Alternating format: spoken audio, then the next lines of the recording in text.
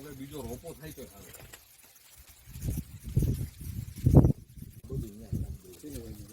આમ નો કાપી ઉપર બે જણા હો એ જ કરવું બાકી હાલ જ નહીં આ ક્યાંય નું હાલ.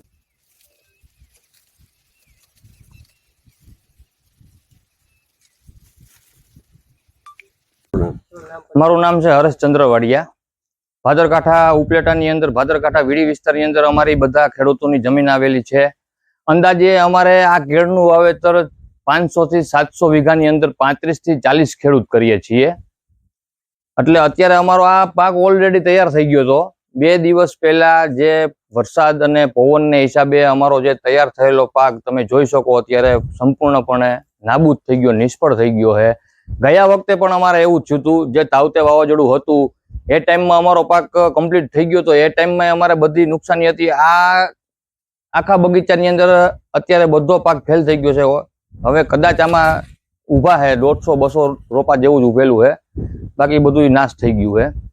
એટલે અમારે આ જે ભાદરકાંઠા વિસ્તારની અંદર જે કેળની ખેતી કરતા ખેડૂતોને બધાને બહુ મોટી પુષ્કળ પ્રમાણમાં નુકસાની છે. આ વર્ષે નુકસાની હતી, આના આગલા વર્ષે તાવતેમાંય નુકસાની હતી.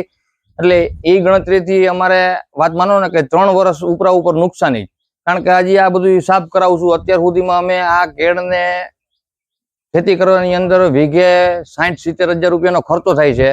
આ પાક અમારો તૈયાર થઈ ગયો હતો, પણ આ પાક નાબૂદ થઈ ગયો. હવે આની બધી સાફ સફાઈ ને બધું કરતા હજી અમારે બીજા વીઘે 35-40 હજાર રૂપિયા જેવો ખર્ચો આવશે. એટલે અમે 3 વર્ષ પાછા પડી ગયા. આમાં જમીનમાં વાવેતર છે ને કેટલી નુકસાની આવશે? 500 થી 700 વીઘાની અંદર અત્યારે કેળનું વાવેતર થાય છે.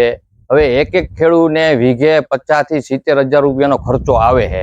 એ ખર્ચો આખું વર્ષ અમે કર્યો હોય, વર્ષની અંદર એક જ વાર પાક આવે, એમાંય પાછો આ પાક ફેલ થઈ ગયો. એટલે અત્યારે વીઘે 1,20,000 કે 25,000 રૂપિયા જેવો ટોટલી ખેડૂતને વીઘાનો ખર્ચ છે.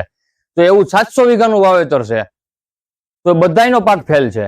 અને ગયા વખતે તાવતેમાંય ફેલ હતો ને આ વર્ષે પણ ફેલ થઈ ગયો છે. નારાયણ ગોવિંદભાઈ રાવલિયા, ગામ ઉપલેટા, તાલુકો ઉપલેટા, જિલ્લો રાજકોટ. આ અમારું કેળનું વાવેતર છે. હવે આજ ગયા વર્ષે તાવતે વાવાઝોડામાં બધું પડી ગયું હતું. આ 9 સાલે બધું પડી ગયું છે. વીઘે 70 થી 80 હજાર રૂપિયાનો ખર્ચો થયો છે. બધું પૂરું થઈ ગયું છે. આ તમારી નજર સામે છે બધું. કેવી નુકસાની આવશે? કેટલું વાવેતર છે? વાવેતર છે 20 થી 22 વીઘાનું. ઓછામાં ઓછી આમાં 80 થી 90% જેવી નુકસાની થઈ ગઈ છે. આમાં કાંઈ લેવાનું છે જ નહીં, લગભગ તો પૂરું જ થઈ ગયું છે બધું. સરકાર પાસે શું અપેક્ષા છે? સરકાર કંઈક આમાં સહાય કરે તો બચીએ, નકર તો શું આમાં પૂરું થઈ ગયું બધું.